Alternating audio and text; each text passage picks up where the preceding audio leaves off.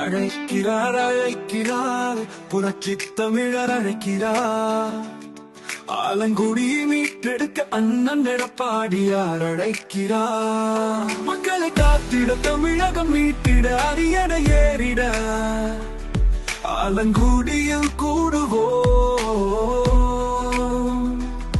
எதிரியை வீழ்த்தி தொகுதியை மீட்டிட வெற்றி கொடியை நாட்டிட ஆலங்குடியில் கூடுவோம். தீய சக்தியை விரட்டிட தூய சக்தியை பெற்றிட மக்கள் சக்தியை திரட்டிட ஆலங்குடியில் கூடுவோம்.